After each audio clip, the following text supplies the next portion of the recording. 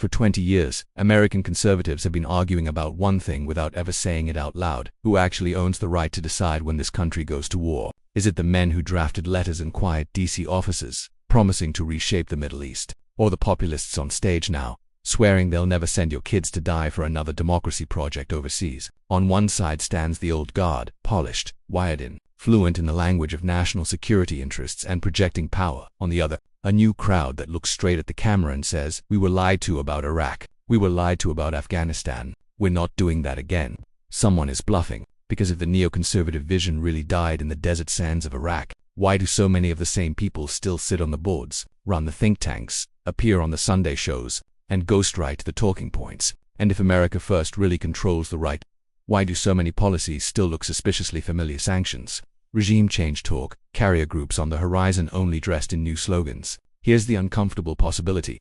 What if the real fight on the American right isn't about whether to use power overseas, but about who gets to decide where and who gets rich, famous, or elected when they do? In this video, we're going to do something most political commentary won't. We're going to put both factions under the same light, follow the money and the careers, and ask a simple question. Are we watching the fall of an old war machine, or just the launch of a newer, smarter one? If you're tired of being treated like a spectator in decisions that decide who lives and who dies, stay with this. By the end of this story, you may not see your team the same way again. Long before anyone heard the phrase America First, another idea ruled conservative foreign policy. It didn't start as a conspiracy. It started as a book club. In the 1960s and 70s, a group of writers, academics, and ex-liberals turned hawks began meeting in New York and Washington. They were angry at what they saw as the left's softness on the Soviet Union and naive faith in international institutions. They believed in three things, with almost religious conviction. America is good, democracy is fragile, and if you don't use American power to protect it, someone worse will fill the vacuum. They called themselves many things over the years. History remembers them by the label they eventually embraced, neoconservatives. At first, they were just voices in magazines and journals, arguing that the United States should stop apologizing for its power and start using it to shape the world. Then came the 1990s. The Soviet Union fell. The United States stood alone. For a moment, the world looked like wet clay, waiting for someone to sculpt it. In Washington, neoconservatives wrote memos and manifestos with titles like Rebuilding America's Defenses, arguing for a permanent military presence in key regions, regime change against hostile states, and the use of overwhelming force to remake dictatorships into democracies. To the public it sounded abstract. Inside the system it was a job application. When George W. Bush entered the White House in 2001, guess who already had position papers, networks, and detailed plans ready to go? The same people who'd spent a decade insisting the United States should topple regimes in places like Iraq. They didn't need to overthrow the right. They were the right. Vice presidents, Pentagon officials, senior advisors, think tank alumni shared the same playbook. Assume American military dominance is permanent. Assume spreading democracy by force is both moral and realistic. Assume showing weakness is more dangerous than any war you might start. Then came 9/11s. In a single morning, every restraint in Washington snapped. Under the shock and rage, two lines of thought raced each other to the front. One said, hit the people who hit us. The other said, use this moment to do what we wanted anyway. You already know which one won. The invasion of Iraq was the neoconservative dream turned into policy, regime change, occupation, and the belief that removing a dictator would unleash a grateful, democratic nation that would thank America later. Instead, the world watched something else. Years of insurgency, sectarian war, torture scandals, and thousands of American and Iraqi dead. At home, faith cracked. The same voters who'd trusted the experts started burying their children and asking why the slam-dunk case for weapons of mass destruction suddenly had more excuses than evidence. Here's the hinge you cannot forget.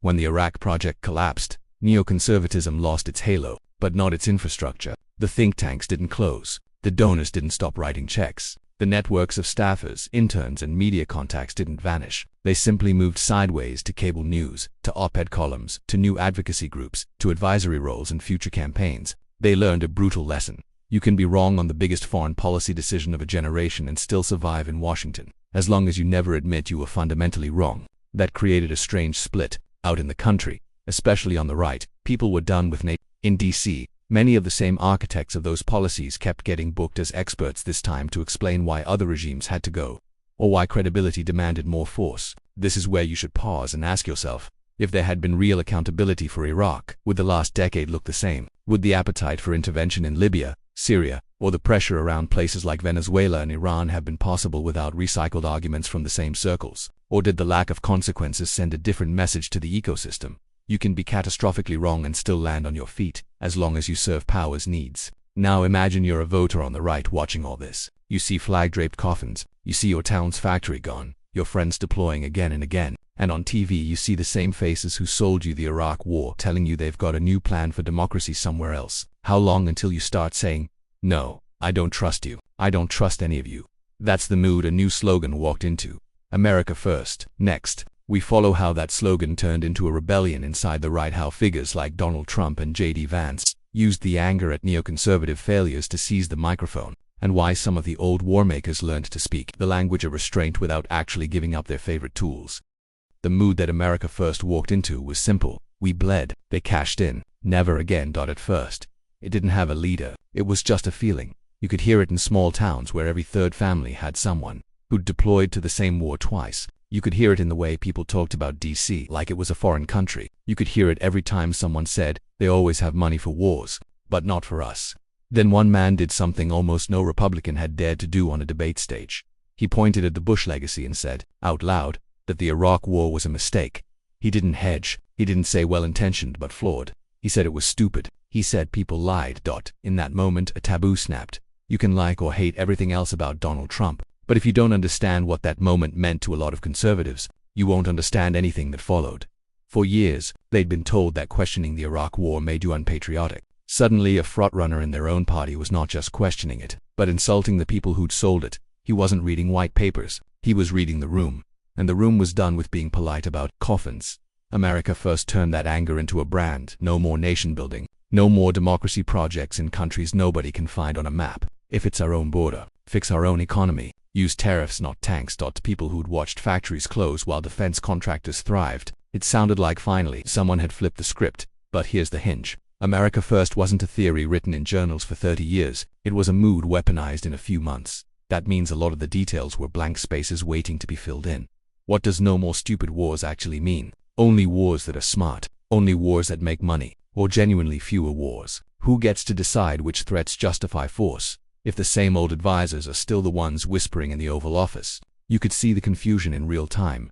One day, Trump would slam the Iraq disaster and promise withdrawal. The next, he'd hire people from the very establishment he'd just humiliated, fire them on Twitter, replace them with different hawks, praise non-intervention, then threaten to totally destroy another country in a speech. Underneath the chaos, something deeper was happening. The right had split into at least 3 tribes: people who still believed in the old neocon project, people who believed in Trump's gut-level nationalism, and people who didn't believe in anyone anymore, but liked that he made the old guard squirm. That fracture didn't end when the rallies did. It grew, because while Trump was lighting the fire, another generation was watching and taking notes. One of them was a Marine-turned-writer from Ohio who'd grown up in the wreckage of deindustrialized America, written a memoir about it, and then walked straight into the Senate. JD Vance. Vance had every reason to understand what forever wars looked like from the enlistment side of the contract. He also had every incentive to speak a language that Trump's base recognized. No more sending kids from towns like his to die in deserts that lobbyists can't even spell when he attacks neoconservatives now. He doesn't do it like an academic. He does it like someone pointing at a specific group of people and saying, "You had your turn. You wrecked countries and our credibility. Sit down." That's not a policy paper. That's a purge. And if you're part of the old guard, hearing that from inside your own party is more frightening than any protest sign outside the building, so you adapt. You don't stand up and say, "Actually, we still love regime change." You say, "We agree the Iraq war went wrong, but we can't abandon ally. But we need to confront adversaries. But we can't show weakness." The sentences change. The instincts don't. Which brings us to the present civil war on the right. It's not being fought with manifestos. It's being fought with responses to each new crisis: Ukraine, Iran, China, Venezuela. The next flashpoint that hasn't hit the headlines yet. Every time one of these explodes, the same question plays out behind the talking points. Does the United States send weapons, money, troops, sanctions, or nothing? And every time you can almost map the responses onto factions. There are those who say yes to almost every projection of power, as long as it can be framed as defending democracy or deterring rivals. These are the inheritors of the neoconservative line, even if they no longer use the word. There are those who say no to almost everything unless it can be tied directly to a border, a trade imbalance, or a direct attack on Americans at home. These are the purer America First voices. Then there are the opportunists in the middle who read the polls, test the language, and see which way the wind blows before tweeting. The battle isn't just on Capitol Hill, it's in cable news, green rooms, donor retreats, think tank positions, and staff lists for possible future administrations. Who writes the briefing memos? Who names the red lines? Who gets invited to the weekend strategy conferences in some billionaire's living room? Those are not glamorous questions, but they decide whether a crisis like Ukraine is framed as a test of Western resolve we cannot fail, or another distant war where our role should be strictly limited. They decide whether Venezuela is presented as a humanitarian catastrophe we helped worsen and need to defuse, or a narco-terror regime that justifies strikes and blockades. They decide whether no more stupid wars means refusing new interventions, or simply rebranding them with new justifications. Here's the uncomfortable part for anyone watching this who leans right. When you share a clip, donate to a candidate, or cheer a speech, you're not just expressing your feelings, you're strengthening one side in this internal war. If you cheer when someone says stand with Ukraine no matter what, you're giving the old interventionist network new oxygen. If you cheer when someone says not our problem, let them fight it out, you're empowering a different set of risks, abandonment, vacuums, and the kind of chaos that can drag you back in later under worse terms. There is no clean option. There is only the illusion of one. The old war machine sells you moral clarity. We must act or evil wins. The new nationalist wave sells you moral clarity too. If we stop acting abroad, we can finally fix home. Both are tempting. Both can be dangerously simplistic. If you're still here, ask yourself honestly, which line do you find more emotionally satisfying? The one that promises to defend the world, or the one that promises to finally stop bleeding for it? Whatever your answer, that's the part of you political operators are trying to hack. They don't just want your vote, they want your reflex. Because once your reflex is theirs, they can wrap almost any policy in the right words and trust that you'll follow. In the next part of this story, we're going to push into the most uncomfortable territory yet. Moments where America First governments talk like peacemakers but act with familiar tools. Threat soldiers are forced and ask whether the war machine ever really lost control, or just learned to speak with a different accent. If you want to keep cutting through that fog instead of breathing it in, make sure you're subscribed and the bell is on. The algorithm won't prioritize this kind of video unless you tell it to. Now, let's look at the places where these two factions are no longer just arguing on TV, but using real countries, real lives, as test cases for whose vision wins. Here's where the story gets slippery. On paper, the old guard and the America First rebels are total opposites. One loves alliances and interventions, the other loves walls and withdrawals. But when you stop listening to the slogans and start tracking the tools, something unsettling appears. The toolbox doesn't change as much as you'd expect. Sanctions, blockades, covert pressure, military signals, threats of regime change dressed up in new language. The label on the toolbox swaps from spreading democracy to protecting America. But inside, a lot of the hardware looks the same. Take sanctions. Neoconservatives sold them as a way to punish dictators and weaken enemies while avoiding boots on the ground. America First inherits that logic, calls it putting America's interests first, and often doubles down. Hear fewer speeches about the democratic, the aspirations of the Iraqi people, and more about cartels, terror regimes, economic predators, different villains.samewrench.or. Look at maximum pressure campaigns. One faction says, we must pressure bad regimes until they collapse and free their people. The other says, we must pressure bad regimes until they stop threatening us and making our leaders look weak. Different moral wrapping. Same turn of the screw. In both cases, ordinary civilians end up trapped between their own government and an external economic vice they didn't vote for. Here's the hinge you have to see. If you only change the story around the use of force but never change the threshold for using it, you haven't actually escaped the war machine. You've just given it a better sales pitch. Ask yourself, when you hear no more stupid wars, do you automatically assume that also means no more slow-motion strangulations of entire economies? Or are you okay with invisible wars, as long as there aren't flag-draped coffins on TV? Because power learns. If sending troops gets unpopular, it simply leans harder on tools that don't produce obvious body bags with American flags, drones, special operations, cyber operations, financial sieges, clean hands, dirty consequences. America First rhetoric can actually help this shift, because it creates a psychological trick. If Washington says it's only acting when U.S. interests are directly at stake, then every act of pressure can be framed as defensive, reluctant, almost moral. We're not trying to remake their country, we're just defending ours. It sounds modest, it can be just as brutal. You saw hints of this in the way some anti-war politicians still cheer for crushing sanctions on countries they dislike, or for naval blockades against regimes they call narco-terrorist or illegitimate. The emotional logic is familiar. We won't invade, but if their economy collapses, they brought it on themselves. That's not a radical break from neocons, that's a rebrand. The old guard told you foreign lives could be sacrificed on the altar of democracy. The new guard tells you foreign lives can be sacrificed on the altar of security. The altar moved. The bodies DIDN single quotes T. Now, zoom out and look forward. What happens if one side definitively wins this internal war? Let's start with a scenario a lot of people secretly fear. The old interventionist network regains full control. Presidents change, the style changes, the speeches get smoother and more inclusive, but the core script returns. America as global stabilizer. Threats must be confronted over there. Credibility is everything. In that world, every crisis becomes a test of will. Ukraine, Taiwan, the Gulf, the Caribbean, the South China Sea. Each flashpoint is an opportunity for the same pattern. Sanctions first, arms second, limited deployments, then pressure for more. You might see fewer reckless one-man tweets and more coalitions and frameworks, but the gravitational pull remains toward engagement, not restraint. If that wins, expect more polished wars with legal memos and multilateral communiques, but still wars. Now flip the board. What if America First hardliners truly win and actually implement what they shout? Real withdrawals, real cuts to alliances, real refusals to intervene, even when atrocities or invasions happen abroad. At first that might feel like a relief. No more wondering which obscure country your friends are deploying to next. No more blank checks for corrupt foreign partners. But power doesn't like vacuums. If the US pulls back abruptly, others move in. Regional powers rival empires, private militaries, cartels. Some of them will be better than what came before. Many will be worse. Conflicts don't disappear when the referee walks off the field. They just get decided by whoever's willing to be the most ruthless.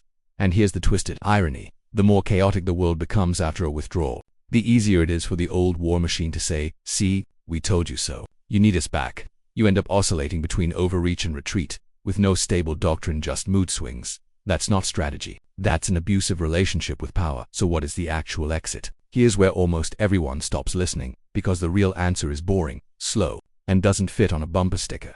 The only real alternative is a right, and a country that can do three things at once. Tell the truth about past interventions, including Iraq, without pretending America has no responsibilities abroad. Recognize that sanctions, drones, and covert actions are forms of war, not clean alternatives, and build a foreign policy where the default setting is restraint, but the threshold for real action is high, explicit, and honestly debated. That means something nobody in Washington, left or right, likes to do: admit uncertainty, admit trade-offs, admit that some threats won't be solved by force at all. It also means something you probably don't like to do: refuse to let your side off the hook just because it speaks your language. If a politician calls themselves America First but backs every new sanctions package and every new covert operation, ask yourself, is this actually different from the world you were promised? Or is it just a familiar program running with a new skin? If an old-school hawk suddenly talks about focusing on our own communities, while pushing to expand a military footprint somewhere you couldn't label on a map yesterday, ask, who exactly benefits from this focus? You, or the same networks that outlast every administration? If you've watched all the way to this point, you're already in the top few percent of people who care enough to look past team jerseys. Use that in the comments. Don't just say neocons bad or America First good. Pick one concrete policy: Ukraine, Venezuela, Iran, Taiwan. You choose and write how you would handle it if you had to balance costs, risks, and obligations. Not the satisfying answer, the responsible one. Because in the end, this civil war on the right isn't just about elites fighting for influence. It's about whether ordinary people keep outsourcing the hardest moral questions to people who have proven, again and again, that they will save their careers before they save your children. If you want more deep dives that treat like an adult and not a fan in a stadium, subscribe to Golden History USA, turn on the bell, and share this with the one friend who still argues about foreign policy like lives depend on it, because they do. The war over who owns the right isn't settled, but now, at least, you can see the battlefield. Here's the thing nobody on either side ever says out loud. They talk about national interest, credibility, strength, restraint, but almost nobody talks about you, not as a voter, not as a hashtag, as the person who actually pays the price when they get it wrong. If they misjudge a threat, they won't be the ones shipping out. If sanctions backfire, they won't be the ones watching currency evaporate in their hands. If a limited strike turns into a war, they won't be the ones writing names on a stone. They'll write a book, they'll give a speech, they'll get a fellowship, you'll get a folded flag, or a higher grocery bill, or another wave of people at your border fleeing the consequences of a decision you didn't even hear about until it was done. So before you click away, ask yourself one last question: who, exactly, do you trust with that level of power? The people who say America must lead the world, even if it means more wars they won't fight in. The people who say America should pull back, even if it means chaos they don't have to live next door to. Or nobody, because you've decided all of them are lying to you anyway. And if your answer is none of the above, then what are you going to do with that? Will you keep cheering for whichever faction makes you feel safest, or start demanding something harder from both of them? Clear thresholds, real costs on the table, and the honesty to admit when the answer is we don't know. That's the crack in the armor they're most afraid of.